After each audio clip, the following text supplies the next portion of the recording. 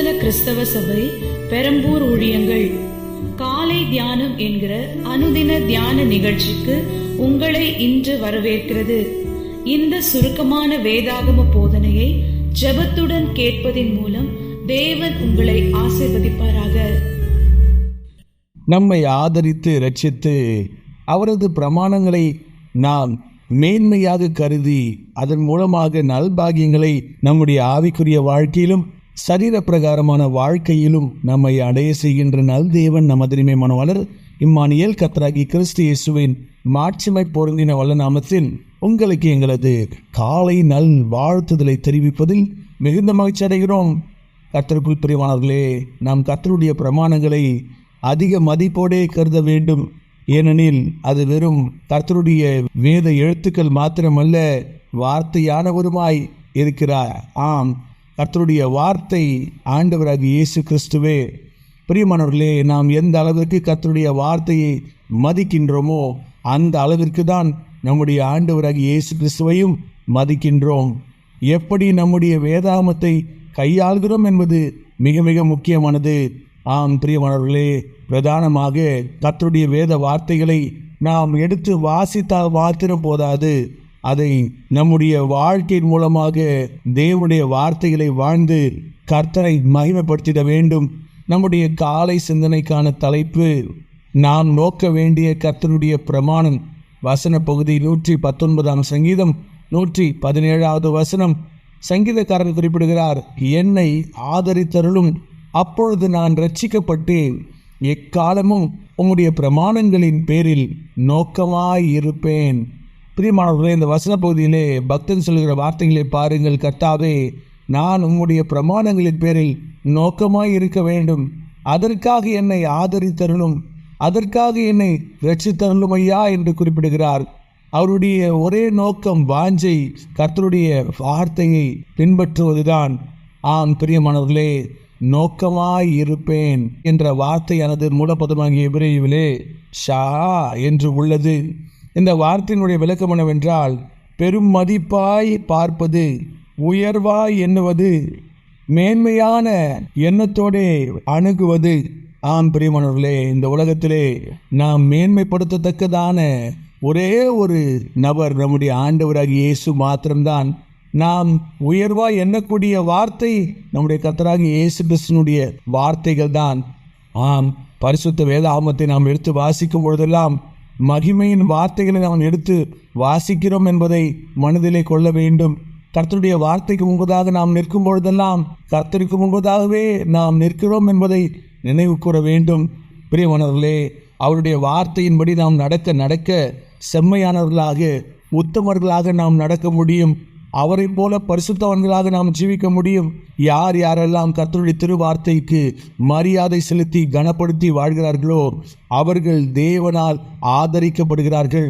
பக்தனாகிய தானியேலை யோசித்து பாருங்கள். அவர் கர்த்தருடைய வார்த்தையை உயர்வாய் எண்ணினார், பெரும் மதிப்பாய் கருதினார். ஆம், அவர் இருந்த அந்நிய பாபிலோனிய தேசத்திலே அவர் கர்த்தருடைய வார்த்தைக்கு எதிராக நிற்கவே இல்லை.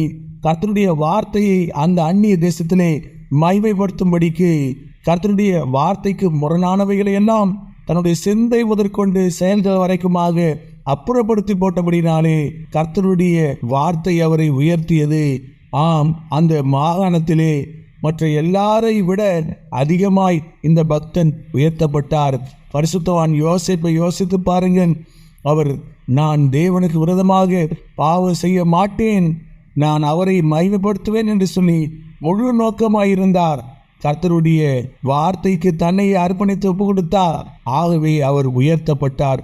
பிரியமானவர்களே, நீங்களும் கூட கர்த்தருடைய ஆதரவிற்கு கீழாக உங்களுடைய கீழ்ப்படுதலின் மூலமாக வந்து விடுவீர்களானால் தேவனுடைய ஆதரவு உங்களை ஆளுகை செய்ய வைத்திடும். அவருடைய அறிவுரை உங்களை முன்னேற செய்திடும். ஆம், கர்த்தர் உங்களை தம்முடைய வல்ல சாட்சிகளாக நிறுத்திடுவார். பிரியமானவர்களே, எப்படி நம்முடைய ஆண்டவர் நம் பேரில் அன்பு கொண்டு பட்சமாய் நம்மை மேன்மைப்படுத்தி நடத்துகிறாரோ அதே போல நாமும் கூட கர்த்தருடைய திருவார்த்தையை நாம் அதிகமாய் நேசிக்க வேண்டும், அதை உயர்வாய் எண்ண வேண்டும்.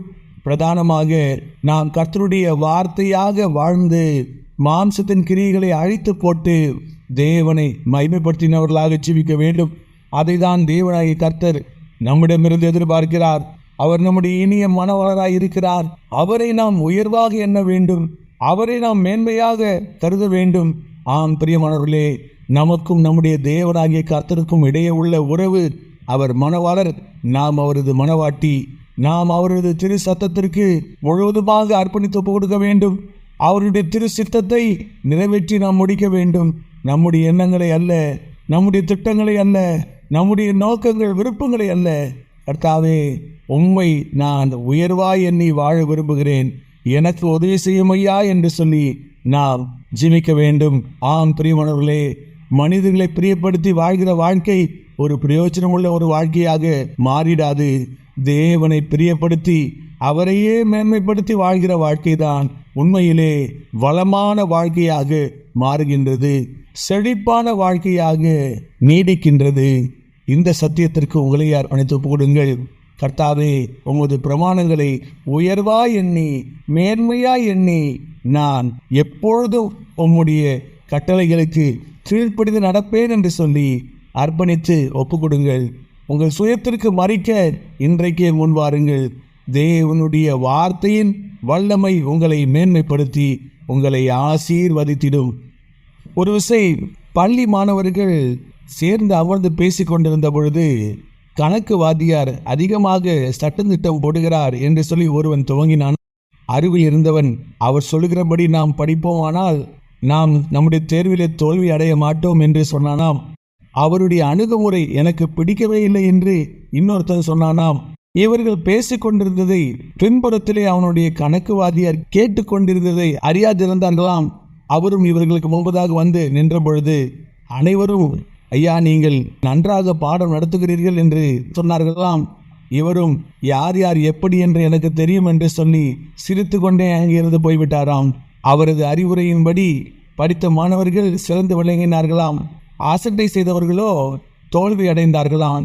பிரியமானவர்களே, நாமும் கூட கர்த்தருடைய வார்த்தையை எப்படிப்பட்ட அணுகுமுறையோடு அணுகுகிறோம் என்பதை வைத்துதான் நம்முடைய வாழ்க்கையின் வெற்றியும் தோல்வியும் இருக்கிறது. உயர்வாய் கருதி மேன்மையாய் எண்ணி கீழ்ப்படிந்து வாழ்வோமானால் ஜெயித்திடுவோம். அவரது நாமத்தின் மகிமைக்காக ஜொலித்திடுவோம். ஷாலோம்.